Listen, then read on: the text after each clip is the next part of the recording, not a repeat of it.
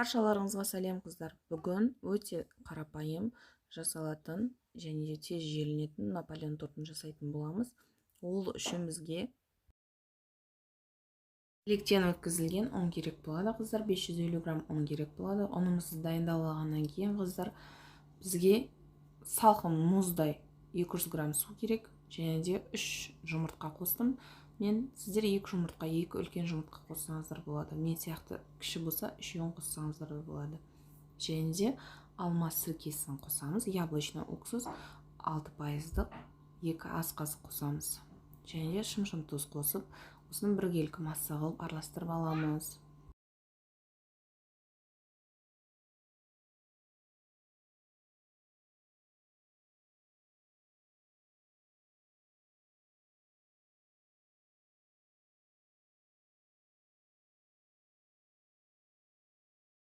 Және де мен осы шедевр майын қолданамын қыздар. Себебі бұлда 72%. Сіздер бұдан пайызы аз май қолданатын болсаңыздар қыздар, бұл жерде Наполеон тортымыз бізде қатпарлы болмай қалады. Майлылығы аз май қолданбаңыздар. Шедевр қолданыңыздар, болмаса кез келген өзіңіздің қолданып жүрген пайызы үлкен, майлылығы үлкен майды қолдана бересіздер. Осындай майменен онды біркелкі массаға айналдырып аламыз. Қолымызбен мыжып, кәдімгідей біркелкі масса болғаннан кейін жаңағы дайындап алған суымыздың қосып қамырымызды басын біріктіретін боламыз қыздар.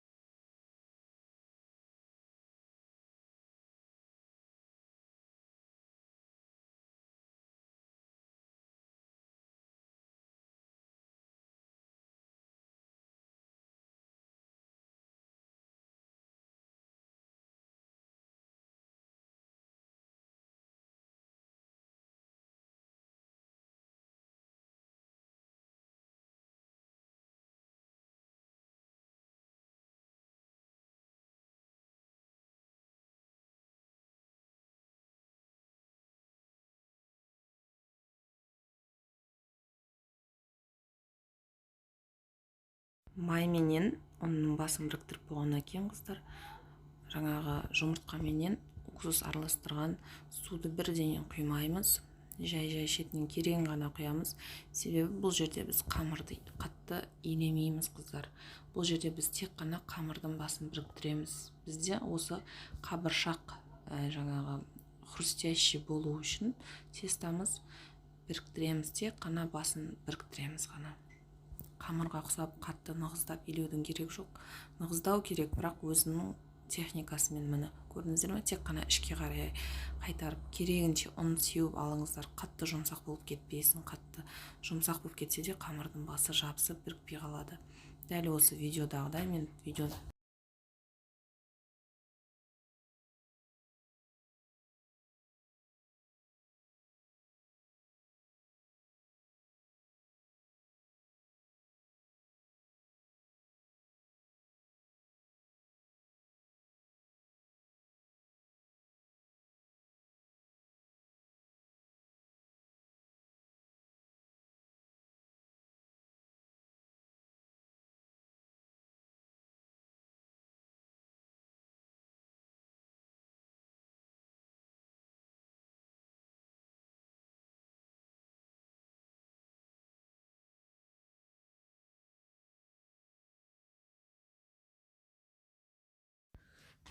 дайын болған қамырымызды қыздар осылайынан илеп басын біріктіріп болғаннан кейін холодильникке салатын боламыз.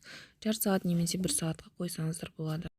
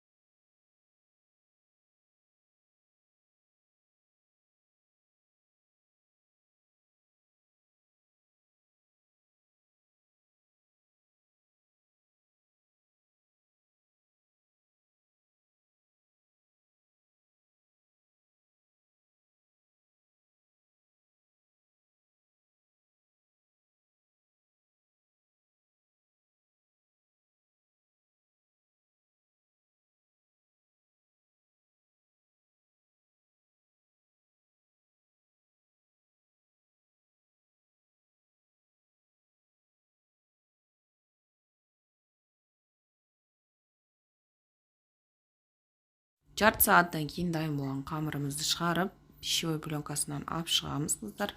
Және де оны 7 бөлүккө бөлөтүн болобуз.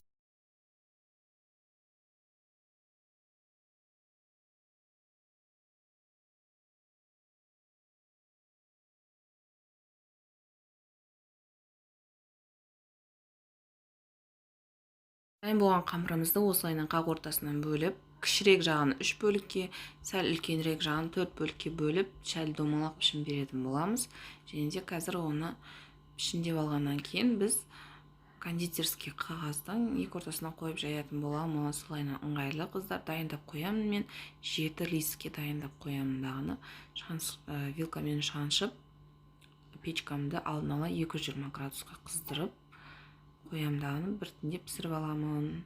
Және де диаметри 22 диаметрлик кольцодо пісіп шыққаннан кейін кесіп алатын боламын. Артылған кожадан артылған шеттерін бір шетке алып қоятын боламын.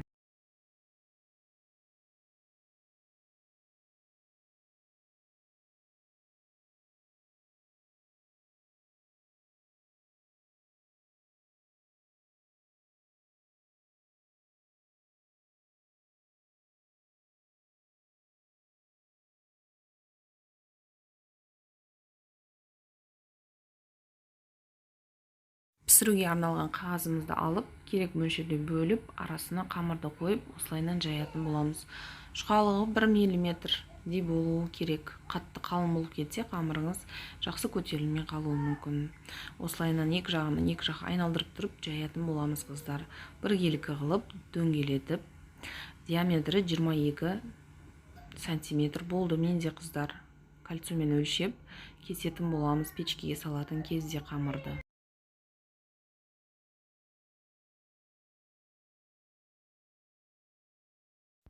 Қамырды жаю сәл қиындырақ, бұл жерде сәл күш салу керек болады, себебі бұл қамыр бізде холодильникте тұрды 1 сағаттай. Немесе жарты сағат қойсаңыз да жеткілікті. Осылайынан жайып, дайын қамырды 7 осындай қағазымызға дайындап аламыз. Және де пісірер алдында қамырды міндетті түрде вилкамен шаншып шығамыз әр жерінен. Көп емес, енді бірен-саран жерлерін шанышқымен, вилкамен кесіп шығуымыз керек, себебі қатты ісініп көтеріліп кетпес үшін.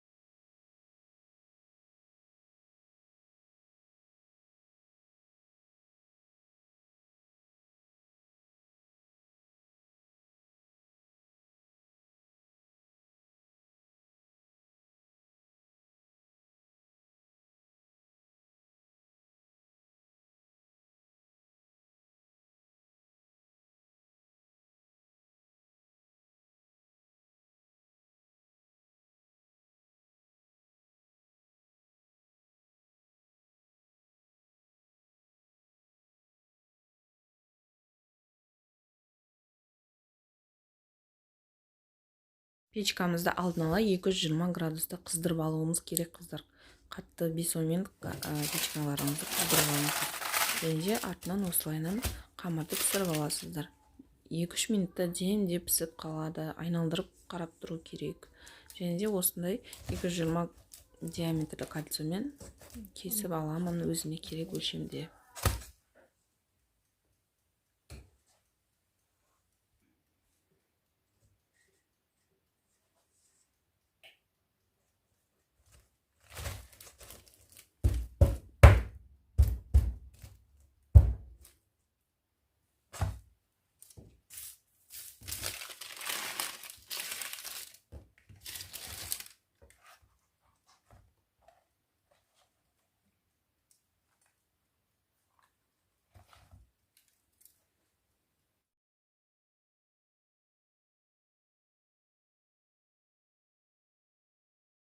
Бұл жерде бөлме температурасында тұрған 300 грамм сары май керек, қыздар.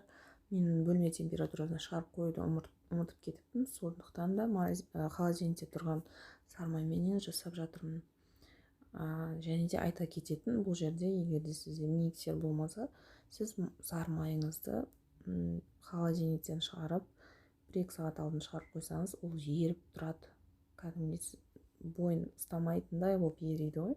Су болып кетпеу керек. Мына жерде, қыздар, любой ағыз сгущенкамен жасай беруге болады деп көрсеткен болатынмын. Мен 2 түрлі сгущенка қосатын боламын.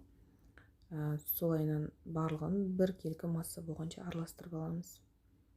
Миксерсіз кәдімгі венчикпенен араластырып жасасаңыз да болады. Бұл жерде миксермен жасау шартты емес, қыздар. Любой үйдегі затпен жасай беруге болады. Араластыруға ыңғайлы болған.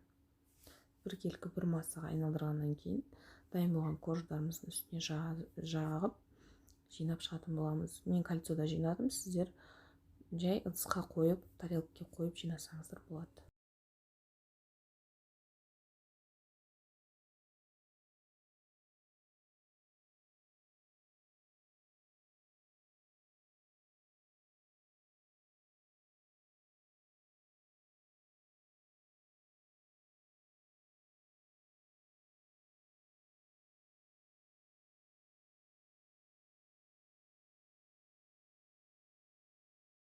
Кремді мен қамырымды холодильникке салған кезде бастаған болатын. Сізде осылайынан алдын ала жасап, холодильникке салып қойғансаңыздар, басын жаңағы масса өзін жақсы ұстайтын болады, бірігіп тұратын болады. Себебі бізде қанша дегенмен сгущенка сұйықтау ғой. Сол себепті холодильникке салып шыққаннан кейін ол бойын жақсы ұстайтын болады.